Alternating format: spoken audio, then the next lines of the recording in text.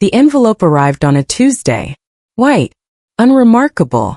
My name typed in a clean sans serif font above our address on Birchfield Lane.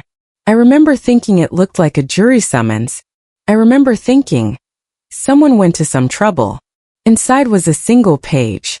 A letter on the letterhead of a Dr. Randall Osei, MD, OBGYN, dated March 14, 3 years ago. It was addressed to my husband, Marcus. Not to me. To him. And it stated with clinical confidence that based on a review of my medical history, I was unlikely to conceive without significant medical intervention, and that my hormonal profile suggested premature ovarian insufficiency. I am a licensed physician assistant with 11 years in reproductive endocrinology. I know what that diagnosis requires to make. And a letter is not how it is delivered. And Marcus's mother's name was not on that letter anywhere. But her handwriting was on the envelope. I know her handwriting. I had been reading her Christmas cards for 6 years. I set the letter on the kitchen counter and made myself a cup of tea. I didn't touch it again for 47 minutes. I was busy photographing the postmark. Welcome back to Family Revenge Stories New, the channel where quiet people keep the receipts, and medicine, law, and documentation have a way of telling the truth even when people don't. If you've ever had someone weaponize your body against you and call it love, you know exactly what kind of story this is. Drop a comment. Subscribe. Let's get into it. My name is Dr. Well, I don't use that title. I'm a PA. I introduce myself to patients as Nadia. I have been in reproductive medicine since my late 20s, which means I spend my days with women who are in some of the most vulnerable moments of their lives. I understand the exact weight of a fertility diagnosis. I understand what those words do inside a body that has been hoping. I understand because I have sat across the table from hundreds of women and watched those words land.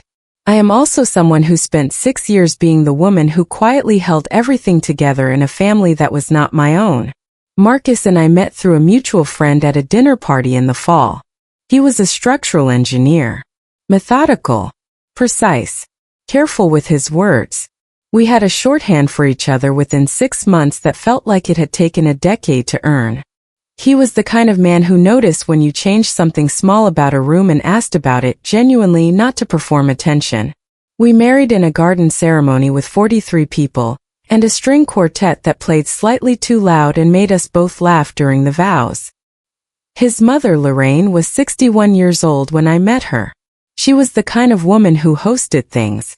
Holiday dinners, birthday lunches, the occasional intervention disguised as a Sunday brunch.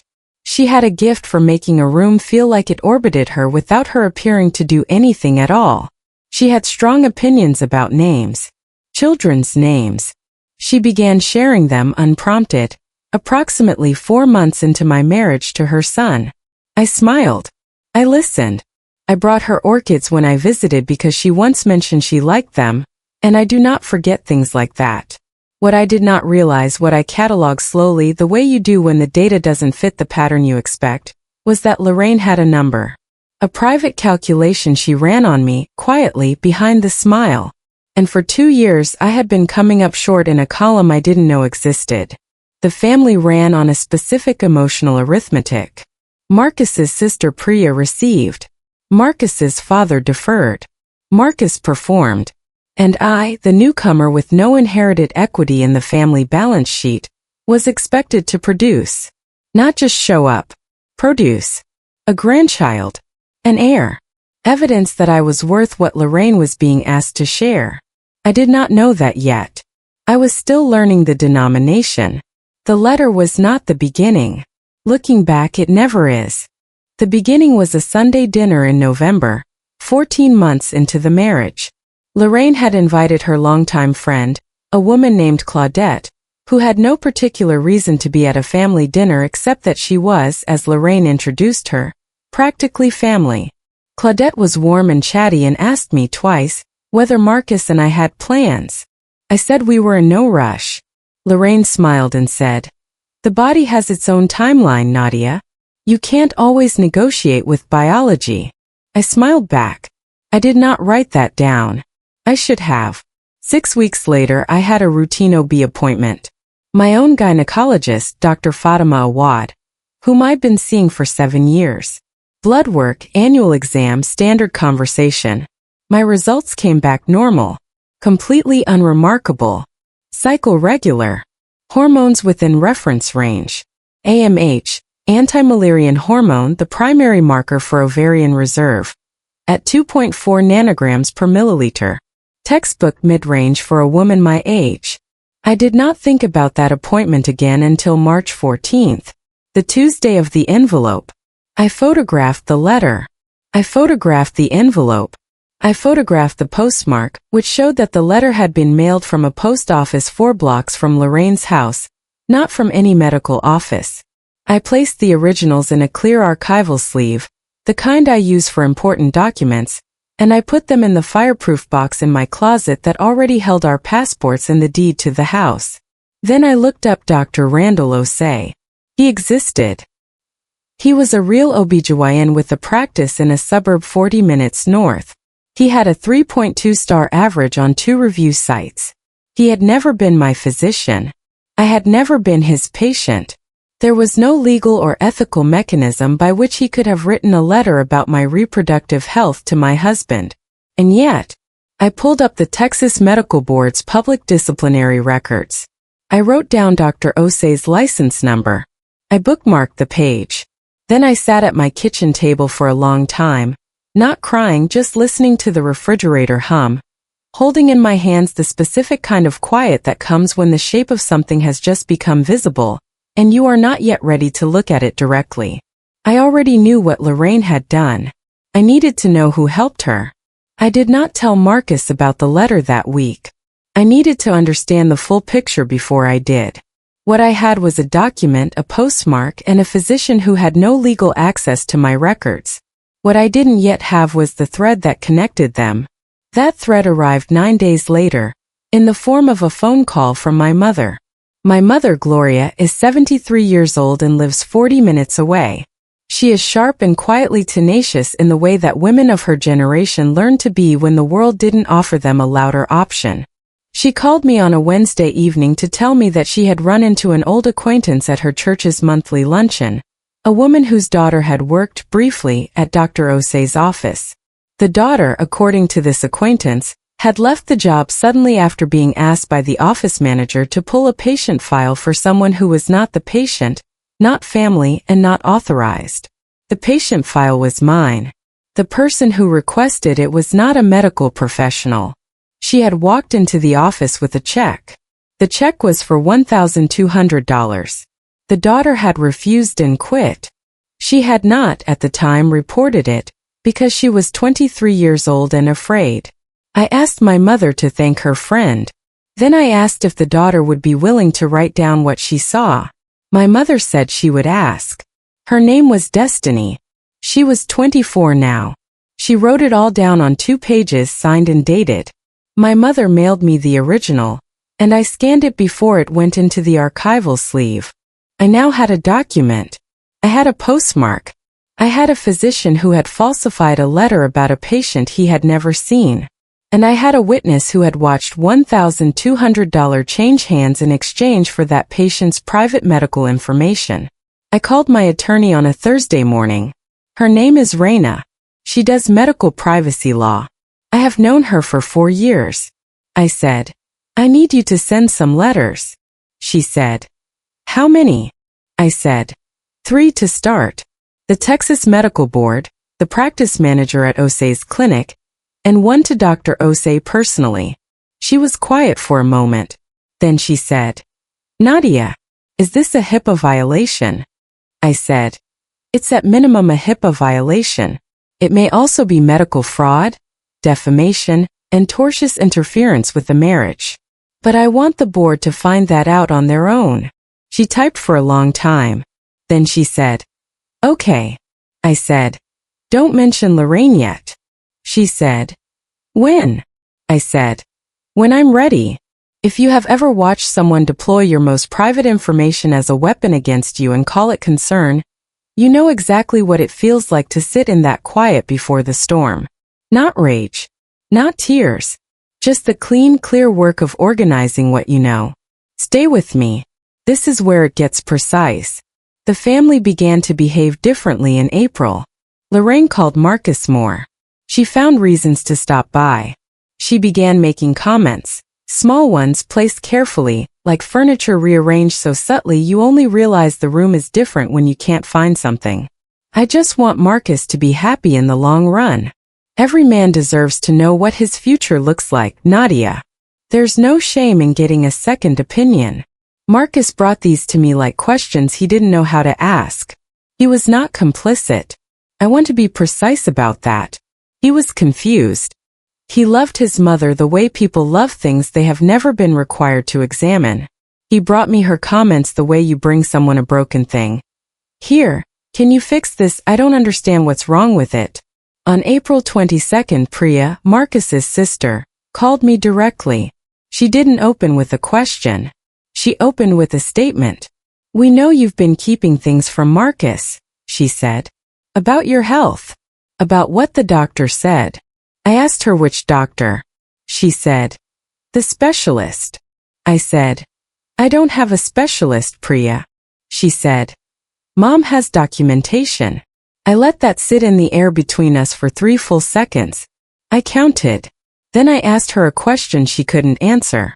I said, can you tell me the date of my last annual exam? She couldn't. She blustered. She said that wasn't the point. She said I was being defensive. She said this was a family matter. I said, you're right. It is. I'll let Marcus know you called. I hung up the phone. I took a photograph of the call log. Then I called Raina and said, send the third letter. The one to Lorraine. The letter Raina sent to Lorraine was not threatening. That was intentional. It was informational.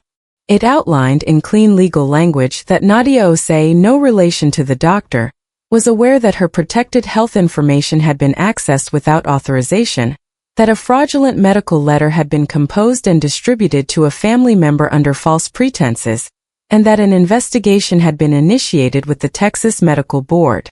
It did not say, we know you wrote the envelope. It did not say, we have a witness. It simply stated the facts as known and invited any party with relevant information to contact counsel. Lorraine received that letter on a Friday. I know this because the next morning, a Saturday, she called Marcus and asked him to come to her house alone. He went. He came home 4 hours later looking like he had been outside in the rain.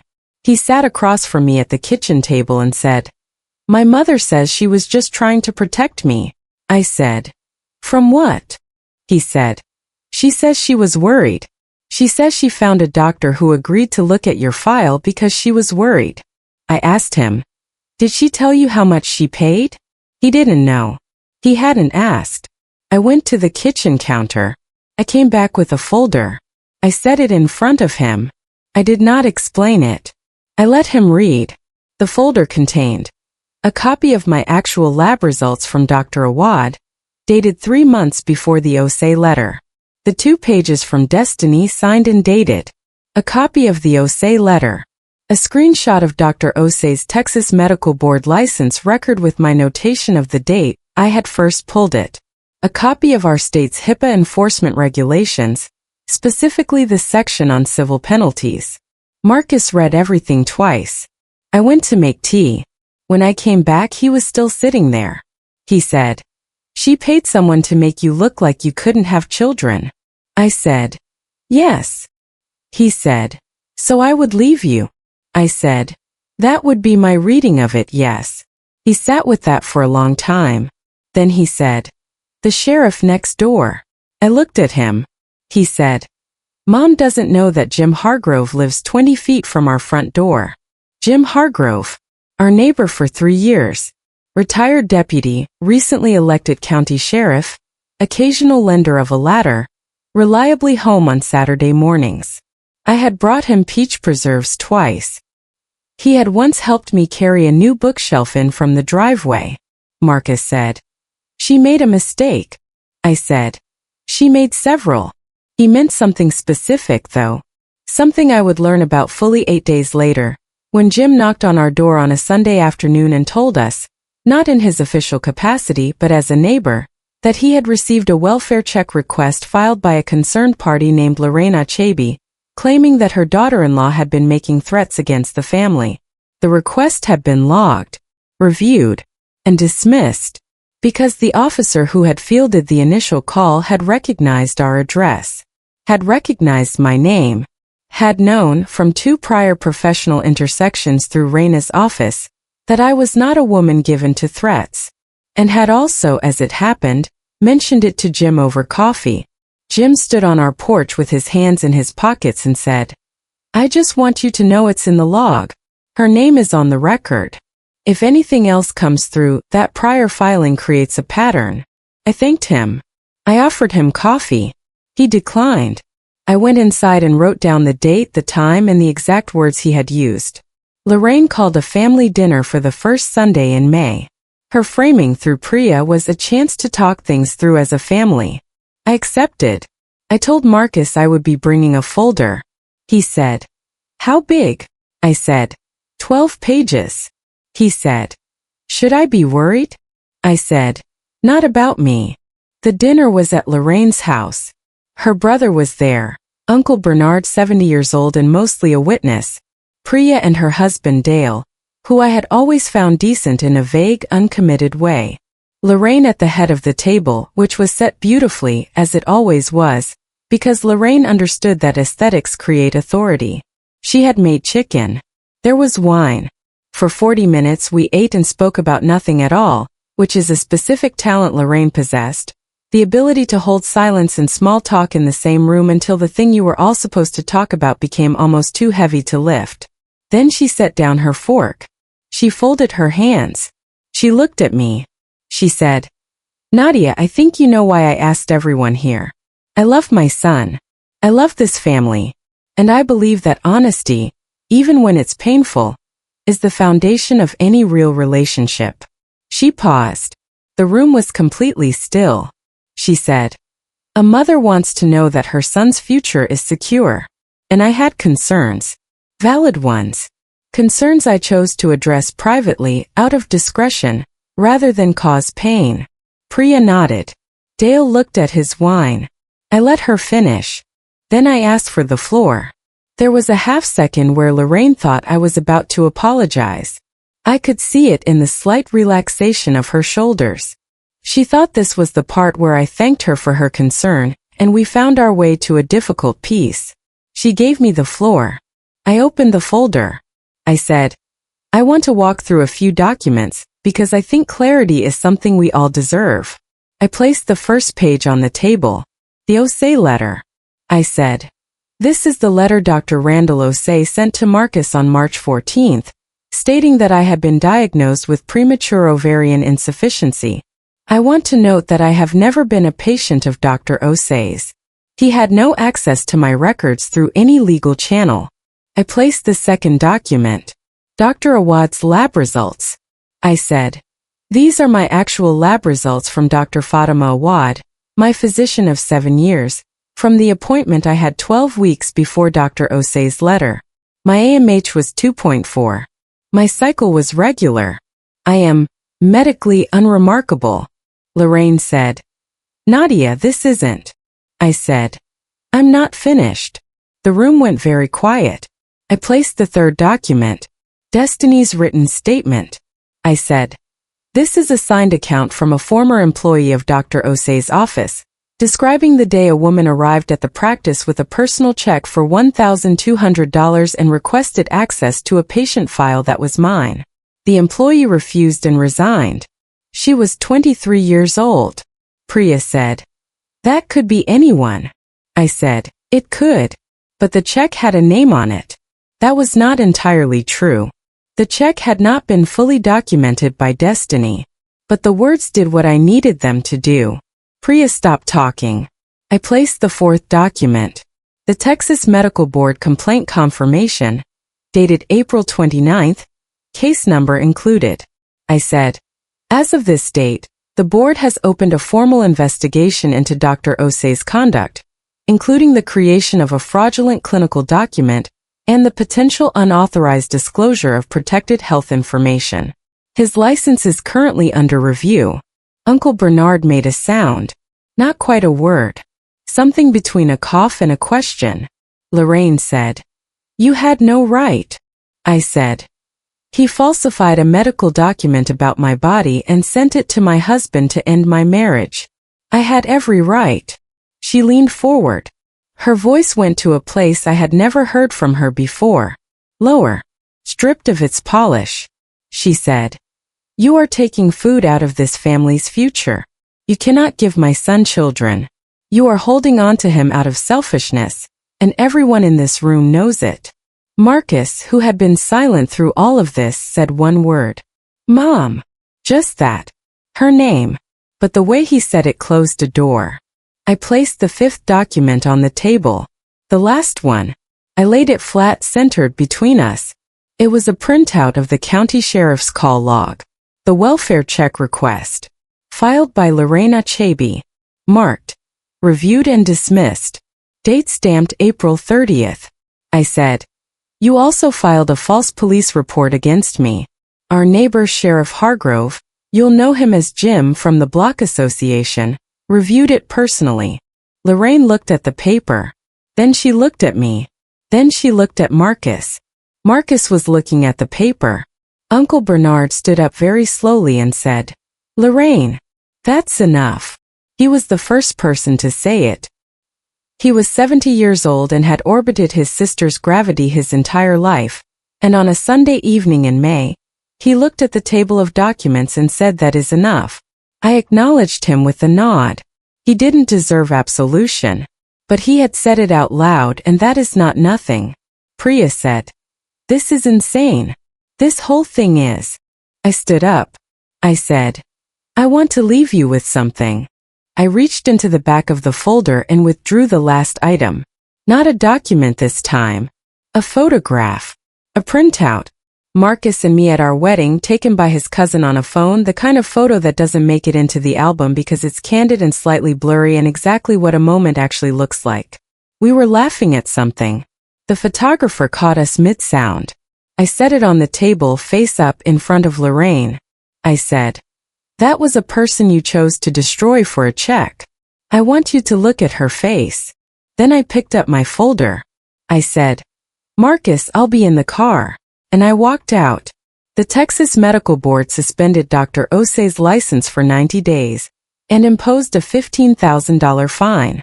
The formal finding, published in June of that year, cited unauthorized disclosure of patient information, fabrication of a clinical document, and failure to maintain professional boundaries. It is a public record. His name is in it. Destiny, the former employee, filed a separate civil complaint with the Office for Civil Rights under HIPAA. She was awarded $4,500 in the settlement. I had Raina reach out on her behalf. She didn't ask me to.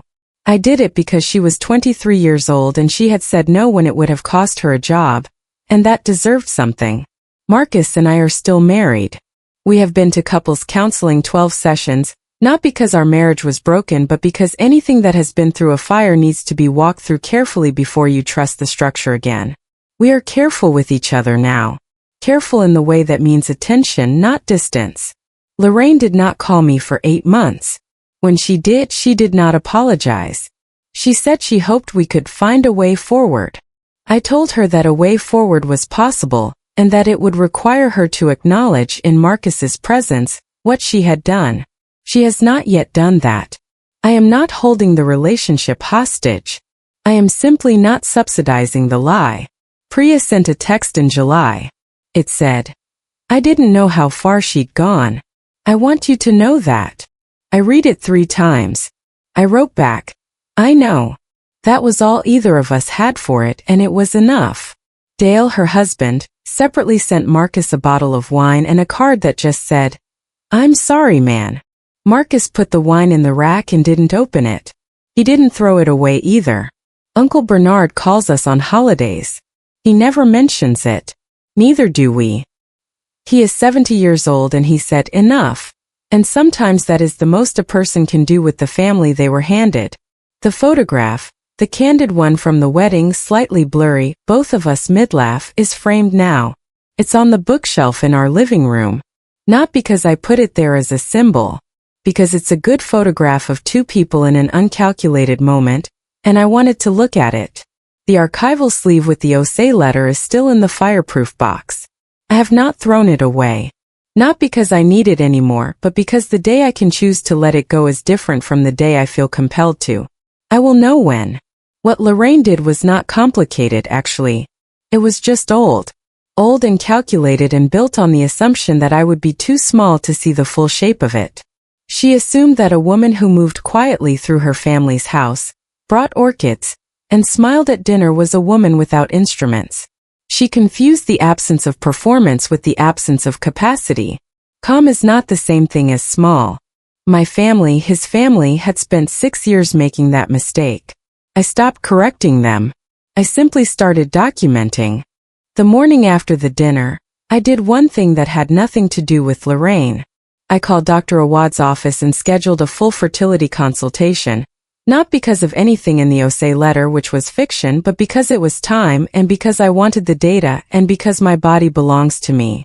The results were, as before, unremarkable. We are, as the doctors say, trying. On our own timeline. Without an audience. There is a difference between revenge and simply closing an account that was never yours to carry. Lorraine paid $1,200 to have a doctor call me Barren. What I did with that letter did not cost me a single dollar. It cost her a physician's license, a public record, and whatever story she had been telling herself about what I was. That is not a victory. It's just arithmetic.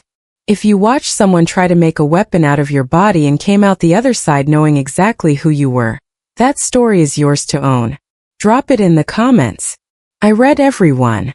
If this reminded you that documents outlast denial, and that the quietest people in the room are often the ones who've already built the case, take that with you this week.